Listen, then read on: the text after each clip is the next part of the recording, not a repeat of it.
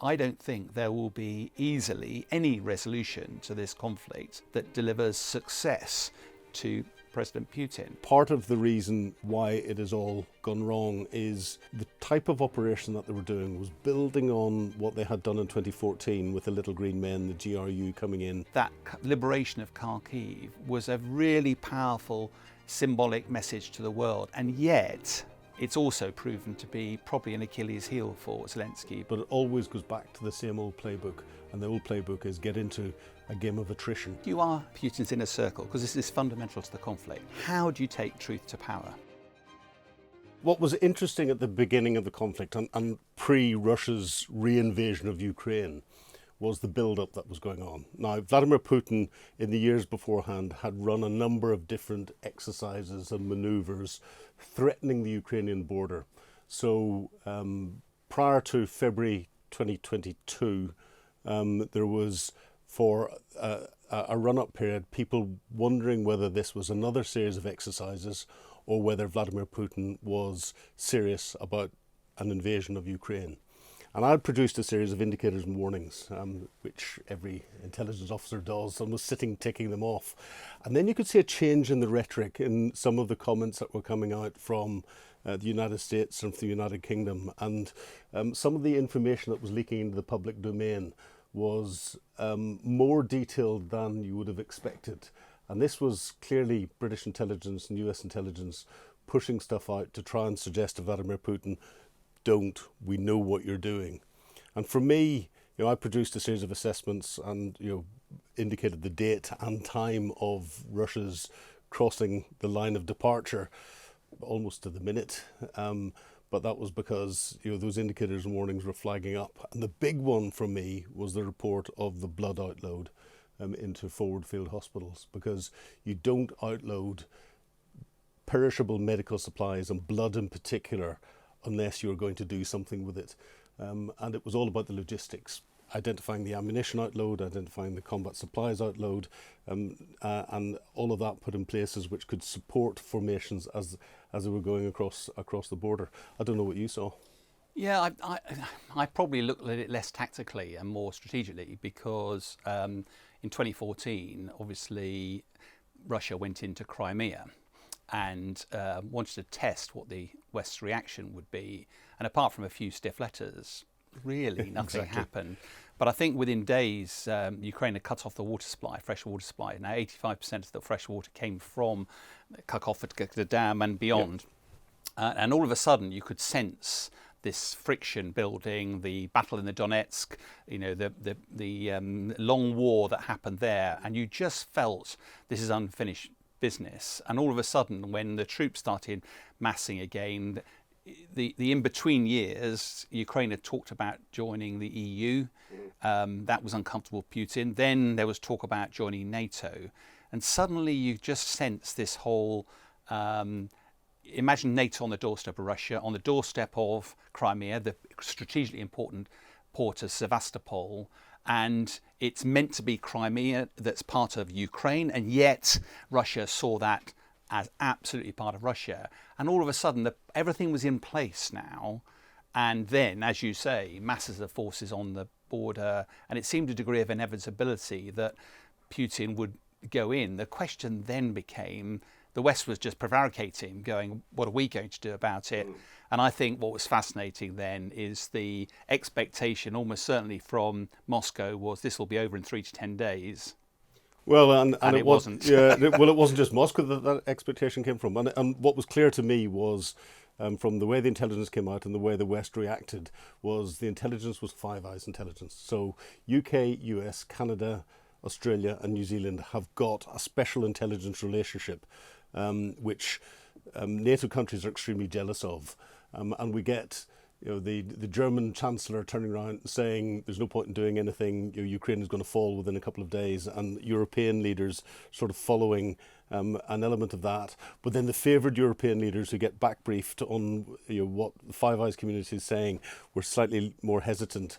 And I think the Five Eyes community were sitting back and just watching to see what the initial reaction would be, because what was quite clear was Ukrainians knew what the Russian plan was.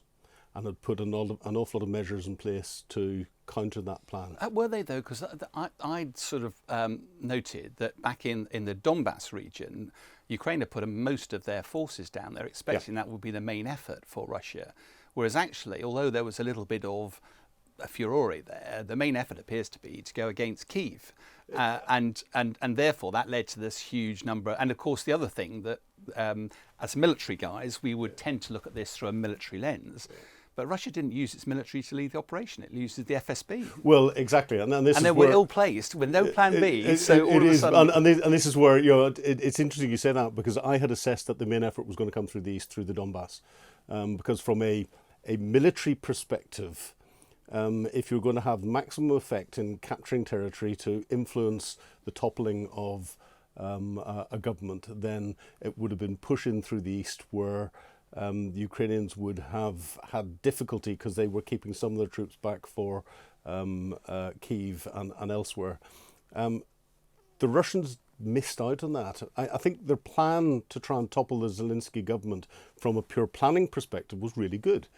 Put their intelligence services on the ground to try and identify Zelensky, other key leaders, secure government areas inside Kyiv, whilst you put out an airborne and air mobile attack into an airport, and you capture that airport, bring your airborne forces in, and they wait and control the area while you're waiting for the ground forces to link up.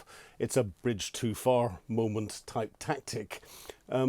Unfortunately, the Russian planning didn't go into the detail and overestimated their own capabilities, and grossly overestimated their own capabilities whenever it became apparent that the Ukrainians had been prepared for this to a degree. So they shot down a number of the helicopters that were coming in. They managed to have more than just local defence troops. The public statement is that there was local defence troops around the airport that managed to push the Russians back. Well, they were GRU and highly trained Russian paratroopers. And then the Russians lost 2 transport aircraft. They probably lost a battalion or 2 battalions of airborne troops that were due to be air-landed into the secured airfield. And that just took the impetus out of it. Whilst that was happening, the column of armoured vehicles that were coming down, the Ukrainians trained in ambush techniques using British-supplied weapons and US-supplied weapons, cut the head off the convoy coming down, cut the tail off, and then just started to attack in the middle at will. But I do wonder whether fundamentally Russia thought that this wouldn't be a military conflict. Yeah, I agree. They thought that the Ukrainians had been Nazified, that they were under a government that was forcing them, therefore they'd welcome the troops in with open arms. And that seems to be the narrative that's played out. And if you believe that, then you would conduct a half-hearted military campaign more to intimidate people. And the moment actually Ukraine steps up with bravery, tenacity, and actually some degree of military capability as well, that's a shock. 40-mile convoy stands still, right target. Suddenly there's a rethink moment for Russia. And again, they got their basics wrong. The route they came down was ideal for getting into Kyiv, but you couldn't manoeuvre off it with armoured capability. So anyone would have realised, and I remember planning for NATO going into Kosovo, and one of the big areas of concern that we had was the main route in, going up, went through 2 massive tunnel areas that could have been stopped by 2 people in them. They'd have stopped the whole of NATO coming in, which is why we had a massive left hook from the Germans going in through Albania, and the Americans prepared to take a massive right hook if necessary, and that would have gone through Serbia itself. Luckily, that didn't have to happen. So they got a lot of their basic intelligence preparation of the battle space wrong, and their understanding of the Ukrainians wrong, and it was quite clear that they had not identified the amount of preparation that was going on. And the SVR agents that were running around Kyiv, it was a bit like Keystone Cops at times. They'd pop up in an armoured SUV, and all of a sudden they'd disappear, and they weren't getting the messaging back into the Russian decision making. But again, Putin sitting in his exalted level behind his great big oak desk in Moscow with his very large glass of vodka over in best Russian crystal, with his white cat on his knee, being briefed by everyone saying, "Of course they're going to give in," and everything else was proved that people who work from that hierarchical perspective can easily be misled, and that can lead to consequences further down the line. And the consequences are, from a strategic perspective, Putin has already lost the conflict. Yeah, so the Battle for Bakhmut was the most bloody battle, I think, since World War II. I think history will judge that about 30,000 casualties. But I think when history books are written about this, for two reasons, I think it's fascinating. One of which is it became a meat grinder, mother of all meat grinders, which was a concern to Putin. So he brought the Wagner group in, Yevgeny Prigozhin, loads of prisoners, convicts, because assuming that Russians would be happier watching convicts die in a meat grinder than they would their own sons. And okay, so these guys were just thrown at the battle face. I think that was, and the second one, which I think is also fascinating, is there was lots of military advice being given to Zelensky. Don't get dragged into a war of attrition. A war of attrition is almost medieval. It's two armies meeting on a preordained battlefield, having a cup of tea.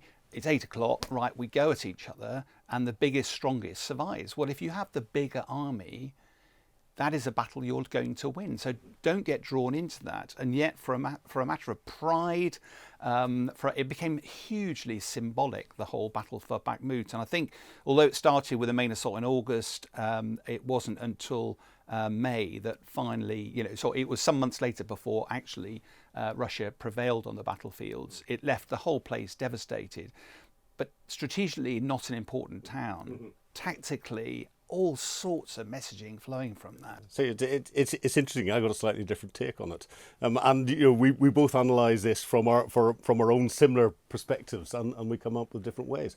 I think the battle for Bakhmut highlighted a couple of things. One, inside Russia, initially when Prigozhin was brought in, it was Putin trying to find a different way of doing things, and giving a sop to Prigozhin, who was his good friend, and giving him something to do inside Ukraine, because I think Prigozhin wanted to maintain that level of influence that's in there. But that created real frictions between Prigozhin, Gerasimov, Shoigu, and everyone in the hierarchy. And those frictions are what ended up in Prigozhin eventually being withdrawn from the area and the attempted coup that we know of. I think from a Ukrainian perspective, the Ukrainians recognised that Bakhmut had become this psychological fixation for the Russians, both from a political perspective. Putin had to get it. Prigozhin said he was going to capture it, and from a military perspective, they'd thrown so many resources at it that they thought that by throwing more resources at it in typical Russian or Soviet style, that they'd just break through. From the Ukrainian perspective, they saw it as a perfect opportunity to fix the Russians. They fixed them in place, they fixed them politically, they fixed them militarily. And that allowed the Ukrainians to do something that we haven't given them full credit for. They took a large proportion of their combat prepared troops and put them out into the UK and other Western countries to be trained in new tactics, to pick up new pieces of equipment, to be trained on how to fight the Bradley, how to fight Western tanks. And the fighting a Western tank is so completely different to fighting a Russian tank, because the dynamics inside the vehicle change. It's a crew of 4, not a crew of 3. And as soon as you get changes like that, and you've got changes of tactics and everything else, trying to change the way you fight and trying to re-equip yourself with different equipment and new equipments and such a variety of equipments whilst you're in contact with the enemy and a stronger enemy that's pushing forward, you need to create that time. And there's a great military activity that we've both been involved in, which is trading space for time. And I think the Ukrainians traded the little bit of Bakhmut space for the time to allow them to take a big chunk of their military, get them retrained and get them prepared to go back in again. And when they came back in again, that's when we saw the Ukrainians start to push for this counteroffensive last year. But they didn't have the wherewithal to carry out that counteroffensive. And that's where, for me, it doesn't quite tie up. I get that logic, but as you say, I think the history books that we've written about Bakhmut and come up with their own ideas about it. We still don't know the Ukrainian casualties throughout that period, but many reports suggest they were as many. Significant, maybe not quite as many. And I think, as you say, it did mark the end of Prigozhin, or the beginning of the end, because despite his best efforts, he wasn't able to get the ammunition from Gerasimov, who were playing games going, right, our army has been criticised for being ineffective. Prigozhin was throwing criticisms at the army, saying, I can do it, but actually you can only do it by meat grinding his way through. And he directly criticised Shoigu, the defence minister. I know, you know, the writing was on the wall. Exactly. And he didn't ask to choose which window, or he wasn't asked to have a heart attack next weekend. Oh no, his plane blew up, yes. Well, Mariupol in the early days of Russia's reinvasion became symbolic for the Ukrainians, I think. They'd expected it to fall completely until the Azov battalion decided to carry out Custer's last stand in the Azov steelworks. And there were two issues with that. One, politically, they had been formed almost in a private army way in the Ukrainian army, and the private army links were linked to extreme right wing, and that played into Putin's Nazism cry that was there. But that had changed a number of years beforehand, and they were an integral part of the Ukrainian military, and were slightly more highly trained. But I think it got into the point where it showed the resolve of individuals and individual fighters and individual commanders, especially when a lot of them were protecting their families and their friends who were living, under the steelworks in the tunnels and bits and pieces. And it showed the complexity of fighting in built-up areas, especially whenever you've got a force that's able to go underground to protect itself, but then pop up in different places and elsewhere. We're not seeing that in other conflicts around the world at the moment. It then became this psychological symbolism for both the Russians, who thought this is a mosquito in the room, we have to swat it. And in military terms, it really was. But for the Ukrainians, it was a symbol of resolve that increased this feeling of nationalism, and yes, we can hold the Russians at bay. And that's what played out over the weeks and months that the Azov battalion held. Yeah, I sort of buy into that. I think, as you say, it's on the coast. There were lots of reports, even today, that talk about Russia's actual objective is the whole of the south coast, across through Odessa, build a land bridge to Moldova and Transnistria, and actually Mariupol was a stepping stone towards that. One they had to have. Yeah. I think what was fascinating, though, again, sitting back when the books are written, I suspect that we're only talking about 2 or 3 months after the initial invasion. Ukraine is on the back foot. Things are looking pretty bleak for Ukraine. The Western community hasn't stepped in and offering loads of support. And the very fact that a few good men are locked up, surrounded, embattled, as you say, Custer's last stand, and rather than giving up, which every logic would dictate, they fought on, and it became a really powerful symbol for, I think, Zelensky to Russia, going, you ain't going to have this easy. You might have the bulk, but we've got the spirit, we've got the bravery, we've got the tenacity. This is not going to be a rollover. And I think the legends of Mariupol probably are still powerful today in the resolve of the Ukrainian military. Ukrainian Air Force coming in, your resupplies going in, command and control coming in, ammunition resupplies going in by helicopter pilots on suicide missions.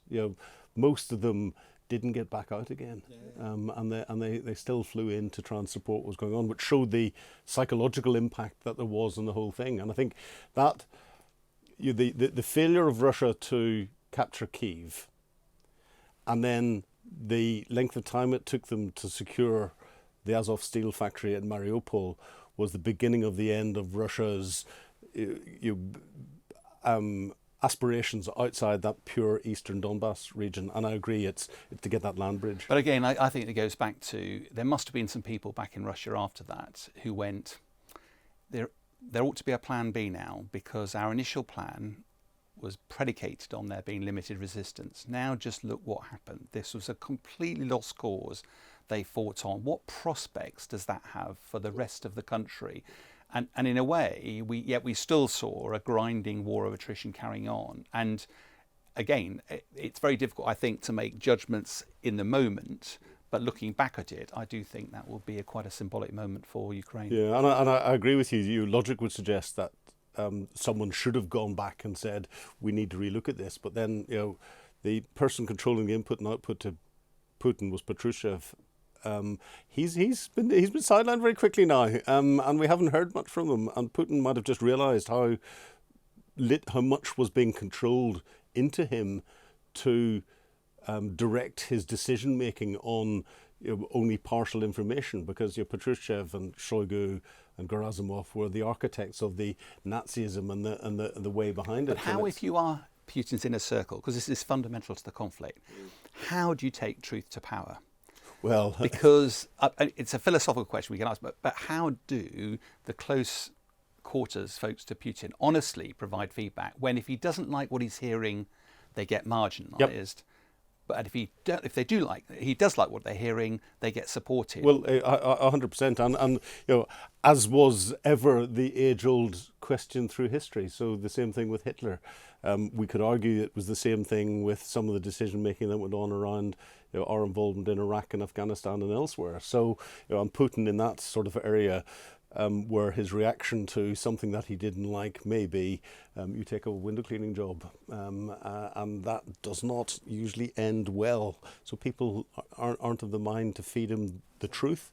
They feed him what he wants to hear. There's a lot made of Kharkiv in September 22, and once again, I find myself at the tactical level. You can pick apart what went on, but symbolically, Ukraine pushed Russia back something like 20,000 square kilometres in a matter of weeks, and that was just before the sort of winter. It doesn't stop fighting, but it makes it a lot more difficult. And the narrative that President Zelensky took to the world was, give me the weapons, I can do the job. And it was really powerful, and he demonstrated that he could do it. And that, I think, will be another one of those chapters where up till then the West has given some anti-tank weapons, defensive weapons, but are really reluctant to get involved. All of a sudden they went, actually, Ukraine might be able to do this. And therefore, plans for the spring offensive, the West unlocked its treasure trove of munitions, even started to step up and say tanks, it was a turgid political battle to get tanks released, but eventually Challenger 2, then Leopard 2s and a few Abrams. And all of a sudden, everything was set for spring. And that's another conversation. But it feels like that liberation of Kharkiv was a really powerful symbolic message to the world. And yet, it's also proven to be probably an Achilles heel for Zelensky, because it didn't play out the way that he might have hoped. Well, I think, yes, I agree with you completely in the liberation of Kharkiv and then the liberation of Kherson in the south in the early days, and it pushed back. I think part of the reason why the West was reluctant to give the Ukrainians the equipment up front was the complexity in integrating that and changing tactics whilst you're in contact. And there needed to be somewhere at some point where you could create not an operational pause would have been brilliant, but fix the enemy in a way that you have time to do this properly. And if we'd shoved all our equipment in very early, the Ukrainians wouldn't have known how to fight it. They'd have probably been able to operate it, but they'd have lost it, and that would have sent bigger political repercussions back than waiting until we had that Bakhmut moment that fixed them. I think Kharkiv, this year, whenever the Russians have come back in to retake that pocket, or try to retake that pocket and pushed in, is a symbol of the Russians recognizing that the international language had changed, and the debate around attacking targets inside Russia itself, and therefore they saw that as a safe area for them to build up their forces in. They recognise that in Belgorod, the Ukrainians, through their Russian nationalist units, had gone and caused a few disruptions there, and they needed troops to secure that area. But whilst they were there to secure that area, they also had the Russian presidential election that was coming up. He wanted to show some form of success. He wanted to try and dislocate Western thinking and dislocate Ukraine's ability to concentrate its reserve forces anywhere. So it was always a no-brainer to come back in across the border again to try and take Kharkiv as Ukraine's second city. His backup, Maskarovka, was, we're just creating a buffer zone. And the flaw in it, and what he didn't expect, was the West to turn around and say, no, you can now use Western weapons inside Russia. And therefore, once again, I think what made a degree of tactical sense at the time, and we've got Putin with his long-handled screwdriver probably playing the tactical commander piece, what made tactical sense at the time has led to another operational level or possibly strategic level mistake on behalf of interesting because it is an interesting perspective, because I absolutely buy into the buffer zone argument, because from a military perspective, what is main effort at the moment for Russia, if Russia can take the Donbass and the land bridge and Crimea, that can be sold as a success. He hasn't got that yet. Diverting limited resources to a second front makes no sense at all. Kharkiv is a big city, and it would be incredibly difficult to take. That would be probably far outweigh his ability to do that. And therefore, diluting your main effort would mean you're likely to fail on both fronts. Whereas at least the buffer zone argument, Belgorod has come under regular attack. It can't play well back into Russia. He'd always said that he was going to build a buffer zone, and probably being a bit of an opportunist, to said, let's launch that operation. If they collapse, go at them. So you've got to have the reserves to do that. But I suspect all we're seeing at the moment is a degree of pragmatism. Most analysts in the West assess that Russia hasn't got the materiel, i.e. men and material, to actually do any sort of decisive breakthrough. And if they do, they're going to have to focus it like the tip of an arrow. Where would you do that at the moment? Almost certainly the Donbass. Yeah, and you can see the Russians probing across the whole of the front line, looking for that weak point that goes in. And again, on the men and materiel, a lot of commentators are turning around saying, "Oh, Russia's got so much more capability and everything else." It's mobilised its defence industrial base enormously well and is outproducing the West in artillery shells and armoured vehicles. It's replaced a lot of the ones it lost early, but it's still not meeting its needs, and that's why, and with manpower and everything as well, that's why we've only just seen Defence Intelligence coming out and explaining the recruiting that's going on through Africa. He's relying on ammunition, basic ammunition and equipment being supplied through North Korea. He's relying on Iranians to supply drones and ballistic missiles, and of course relying on China to supply through the Iranians and North Koreans components for other weapons. We've seen some light Chinese vehicles on the battlefield and various other things. So his defence industrial base is not what he needs to build up the capability to open that second front to properly exploit it. And yes, he does want a form of a buffer zone, but I can't see what that would do unless he's got the strength to maintain the Donbass region. He would have, and here's where I think he's anticipating a change, if there's a change in the political support going into Ukraine from the EU and from the United States. And of course, this is the year of elections, and we've just seen a collapse in many governments across the EU after the EU elections, and we're anticipating potentially some change in the United States that might have an impact on Ukraine. So I think that's what Putin's playing for at the moment. Yeah, I've no doubt there'll be a long game here, but I say it is interesting going from the day one, as we started with, they'll roll through and everybody will capitulate. Now, 500,000 casualties later, an unsustainable 40% of your money being spent on defence, bringing stuff in, an axis of evil forming. None of it seems to be, quite, the aims of make Russia great again. It's not. Putin is now indicted by the criminal court. Stop NATO expansion. NATO's expanded. It's a direct result of this. On the battlefield, yes, but it's not over by a long chalk, and it does feel about a stiffening resolve around the international community, not just about the military, but the political and the economic strands. I know we won't have time for that today. No, but I think what this has done is it's reinforced, and it's woken the West up to the fact that defence is not about just having a strong military. It's about having a strong military backed up by a strong defence industrial base, backed up by the political will to do that. and that costs. But it costs in a way that can be good for the country, because your defence industrial base, Russia's economy is going through. You invest in your defence industrial base, you're spending your taxpayers' dollars, pounds, or whatever in creating jobs in your own country, creating taxes in your own country, creating more service industries and support industries and supply chain industries in your own country. It's a good thing. I think the issue of Crimea is an interesting one. If you're looking at, we call centres of gravity, don't we, about what is the one thing your enemy has that he won't want to lose? Yeah.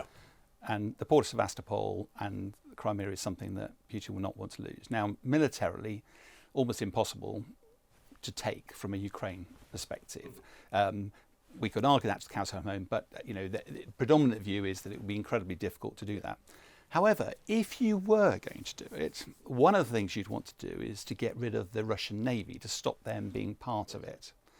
And Ukraine's very effectively, without having a navy of its own, managed to move the Black Sea fleet off into the Sea of Azov, out of the way. Or under the Black Sea for a lot of them. Or under the Black Sea for a number of them.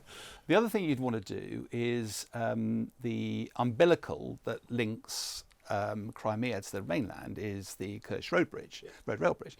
And you want to take that out. Very difficult to do. It was taken out once, but because of the nature of it, you literally just replace the slabs and off you go again. It doesn't take long to replace. But I think what's interesting, the attacks on the airfields there, the radars there, the naval headquarters there, is just gradually eroding Russia's military capability.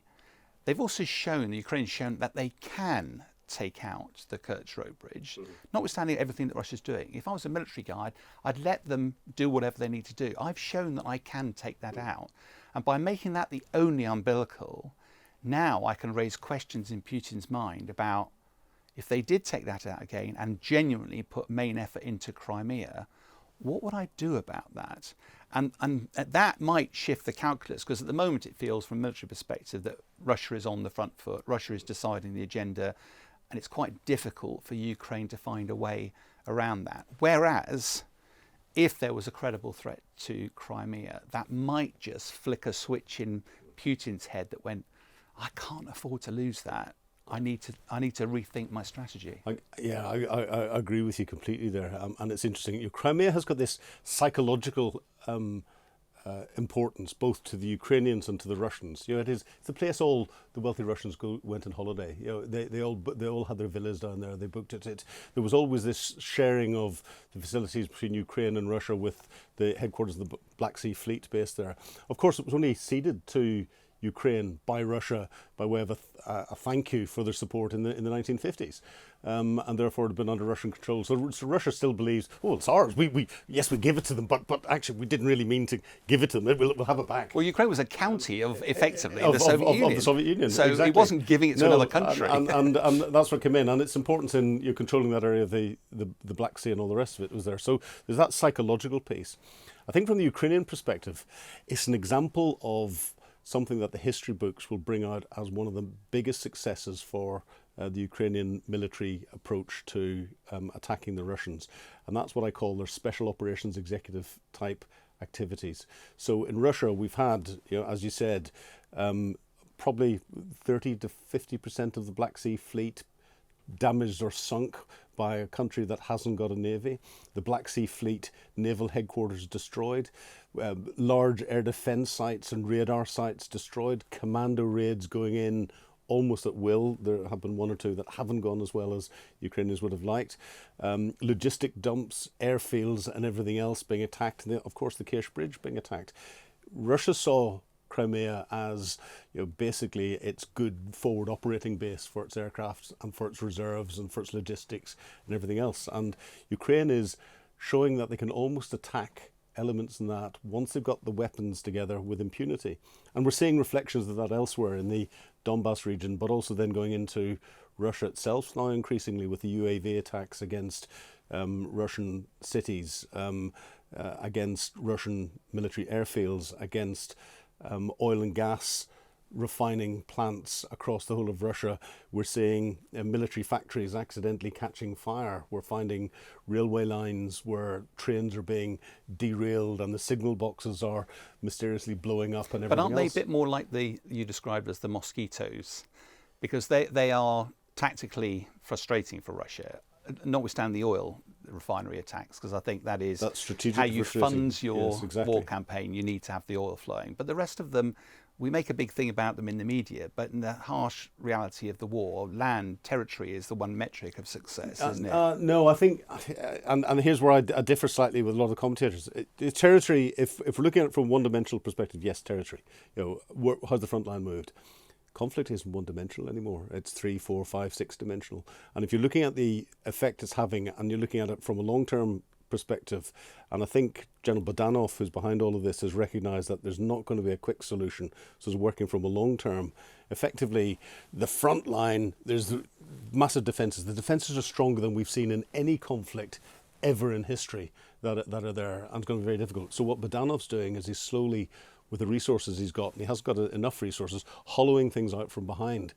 And it is having a disproportionate effect on the support for the tactical operations of the front, because the Russians rely on rail supply, they rely on the factories producing the goods, so the quality of what's coming out of the defence industrial base is slightly less because that electronics factory's gone, or that primary engine manufacturer can't produce the components, and they're having to source it from elsewhere. And a lot of the places they're sourcing it from are North Korea. There is no way on earth would I put a North Korean shell in an artillery barrel and stand anywhere near it when someone pulls the... I'd love to know the statistics on that. Exactly. Yeah. I think many commentators, I think you said as well, taking that strip of land all the way across, denying Ukraine access to the sea. Coast, and also linking up with Transnistria, potentially, now it might be a stretch objective, it may not be the core objective, but there was a lot of targeting of Odessa for a while, and it did stop the grain exports until they found another way round it. And of course there was the Moskva being shot, the whole issue of the Navy fleet. The whole thing, the failure to take Kyiv, first of all, and stopped Putin achieving his political aim. What he could have done to put pressure on to do that was if he'd managed to take that whole of the coast and stop Ukrainian exports completely, that would have starved and strangled Ukraine, because we saw some of the political difficulties there have been with Ukrainian grain exports going out through Poland and other parts of Europe, and the Polish farmers up in arms and everything else. So Putin clearly understood that he could influence some of the thinking that was going on elsewhere in Europe, but his Achilles heel that he had to try and protect was getting stuff out through the Black Sea, and Ukraine continuing to do that. And the Ukrainians, by sinking and damaging so much of the Black Sea fleet, have effectively stopped the Russians being able to influence it. Yeah, I was also fascinated because when you look at Odessa, because we often talk about other conflicts around the world and the impact of tunnels. Mm-hmm. There's literally hundreds of miles of catacombs and tunnels underneath Odessa, and that would be a nightmare for Russia to hold if the Mariupol steelworks with a relatively small area was hard. This would be an order of magnitude or maybe more harder, because so it would have been almost a classic step too far.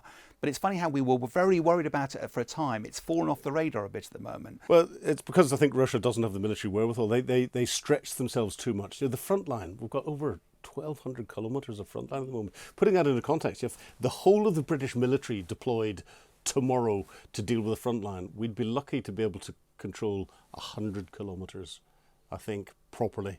And that's probably very ambitious. The Russians, as they've tried to do in other places, had a bypass policy. They'd have bypassed probably Odessa port itself if they could have closed it off from the rest of the country. Just let it sit there and fester.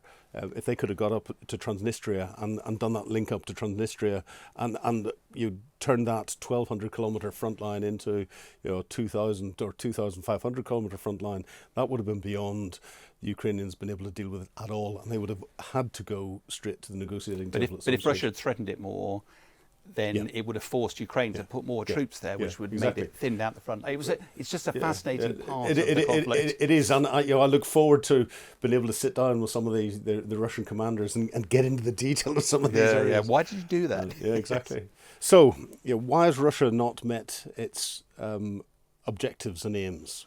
I think there's a number of reasons here. One, it tried to do too much with too little. It had clear political objectives and operational level objectives which it failed to achieve very early on. They didn't have a plan B, as you brought out earlier, and that in itself is a complete mistake.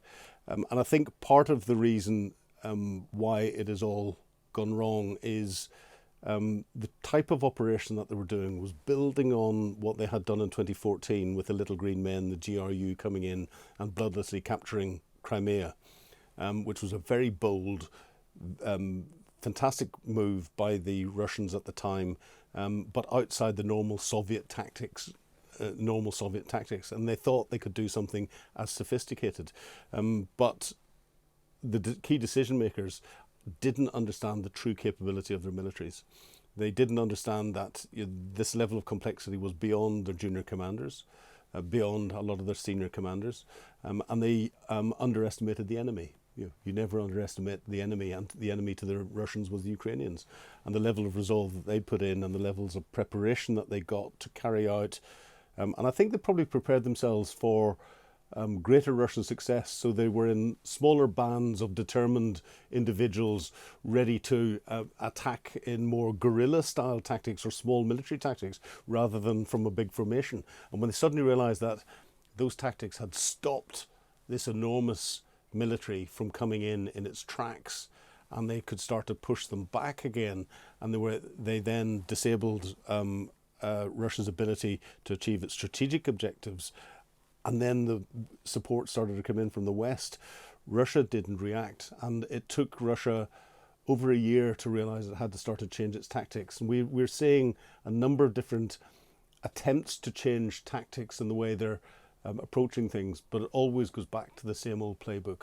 And the old playbook is get into a game of attrition and just wear the enemy down by throwing more and more resources at it, and then try and wear the political support down by creating Ukraine fatigue. Yeah, I don't disagree with that. I think one of the things that a lot of autocracies tend to believe is that military capability is military equipment. They have massive parades. They showcase tanks and big missiles. Look how strong we are, beating their chest in public. In the West, I think we long ago realised that you need a whole load of other elements, not least of which people, well-motivated, well-trained, professional people. And conscript armies don't give you that, and it's pretty clear that the Russian military doesn't delegate the way we do to get our young corporals a degree of autonomy. They don't have that NCO cadre. That's part of the problem. And so I think there's that impression that seduced the Russian leadership. We are much more powerful. Yes, they may have more equipment. It doesn't necessarily mean, and it just shows you how decisive the moral component is. I think the conscription model, it's come up in this country recently for the general election. It's not something that the British government, because it's so important. And I think the other thing that, on reflection, does Russia think it's going to achieve its objectives? Does it think it's going to win? And I don't know what the concept of winning looks like now. If its objectives were make Russia great again, stop the expansion of NATO, they've failed. Yeah. Is it about taking some land and dealing with the consequences? And I think what's fascinating is that whatever the outcome on the battlefields, the West's resolve that in the 21st century, nations should not be able to redefine boundaries by the use of force. Fundamentally, that is wrong. And therefore, I don't think there will be easily any resolution to this conflict that delivers success to President Putin. That will be down to political resolve. And as you said, that's an unknown feast. The tragedy is that millions of people have been displaced, loads of towns and cities devastated, hundreds of thousands of people lost their lives. For what? Yeah. Yeah, and that's the tragedy, I think. And war is diplomacy by other means. It is not an activity by itself, and therefore it will only be resolved diplomatically. But it's setting the conditions for that diplomatic resolution that's going in, and we're nowhere near that yet because both sides are poles apart. Putin has to have something he can call success. I think he is, and we're listening to his rhetoric. He's changing his criteria for success as the wind blows, and will probably take anything he can get that he could call success. The West is politically going, right, we've done a lot for Ukraine now. We recognise the difficulties there are here, and the West is caught in a real dilemma. But they know that if they give in to Putin, then that will send a clear message to the likes of Xi Jinping or others who've got other ambitions elsewhere. So as we're looking at the future, every intelligence officer gets issued the one tool to be able to look at the future. That's there. So I brought mine with me. So the crystal ball that we're looking at, and that's the trouble. It's trying to take what's going on and our knowledge and apply it through the crystal ball to see what's going on. What's very clear at the moment is Ukraine does not have the tactical wherewithal, the military wherewithal to push the Russians back and restart a counteroffensive. They started the counteroffensive too early last year with two key components missing. One, the ability to create at least local air superiority over their ground forces as they attacked in. And that's why the Russian helicopters and Russian aircraft had such an impact on the limited offensives that were going in. And two, a level of combat engineering to break through the defensive lines that the Russians have put in place. Those defensive lines are stronger than anything else that we've seen. Now, in the last week or so, we've heard the Ukrainians are creating a combat engineer maneuver formation. So they're ticking that. And we've got the long anticipated F-16s and everything else coming in, and the authorizations to use Western air defense missiles forward. And we've seen the Ukrainians practice some anti-air ambushes with some success, a little bit of political fallout, but with some success. So that, to my mind, was them practicing. But until they get all of that in and get it in place and get it properly planned and everything else, they're not in a position to use it. So I think that through the summer of 2024, the Ukrainians will be able to stabilise what's going on the front line, potentially push the Russians back from Kharkiv, but not really achieve much. We're looking at into 2025 and probably late spring, early summer, when the ground is ready for the much heavier Western pieces of equipment to allow the Ukrainians to have any hope of some form of counteroffensive. If they've got those other components in place, they may not be in place by then. Yeah, it's a really difficult one. I'm not a great subscriber to crystal balls, as you and I both know. Looking at it from a harsh military perspective, it's not going to be an easy year for the Ukraine. Russia is on the front foot. Russia has the initiative. There are lots of reasons to be hopeful for Ukraine, but it feels like damage and imitation this year. Not least of which because things like you mentioned the F-16s, they've been hailed, they're coming this summer, they'll be the answer to the Maiden's Prayer. Ukraine, according to the intelligence, won't have the pilots until potentially next year, maybe at the end of next year, to man them. So that's unlikely to be a key capability. The 60 billion of aid is taking a while to flow in. So I think it's going to be very difficult. If Ukraine can stabilise the front line and plug the leaks in the dam, then that will end the year well. I think the big ticket items for me are, this is now becoming a defence industrial base. It's a war of industrial scale. Russia has immediately stepped up, tripling the size of its defence industrial base. The West has the potential to do far more, but hasn't actually done it. Russia's going to produce 4.5 million artillery shells this year. We promised 1 million, and we're about 30% through that, halfway through the year. That doesn't feel great, but if we can step up there politically, I think that's the key one. If the 60 billion that was unlocked for America, who knows what a change of administration in the US would do, but feast or famine is really damaging for Ukraine. And although the EU puts almost as much money in, it doesn't provide the military wherewithal, and therefore that's why the defence industrial base is so important to step that up. And it'll be interesting how far they go. And then finally, I think it becomes what's the end state? And my fear is, if there was a change of administration in the US and President Trump was to get in, who loves to do a deal, that he just sits down with his old pal, President Putin, keeps President Zelensky outside the door and says, what do we need to do to bring this to an end? And Ukraine is left with a sort of Finland winter war type ceding territory. And I think that would be symbolically for the world incredibly dangerous, but it might meet a political agenda in the US. Well, no, I agree. It might meet a short-term political agenda, and this is where we in the West are focused on short-termism, whereas this axis of evil looks at things from a much longer-term perspective. So, if that did come out, Xi Jinping would look at Taiwan and go, well, all I have to do is ride out international condemnation for 3 years or 5 years. I could do that. I've got the wherewithal to do that, and therefore I'm taking it. But it's not just there, it's also in Africa.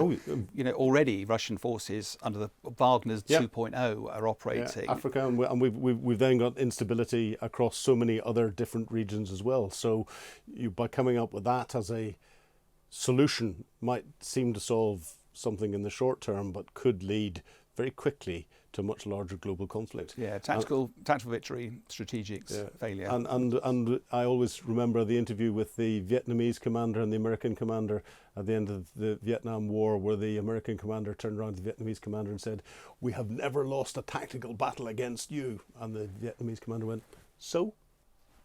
Matters not.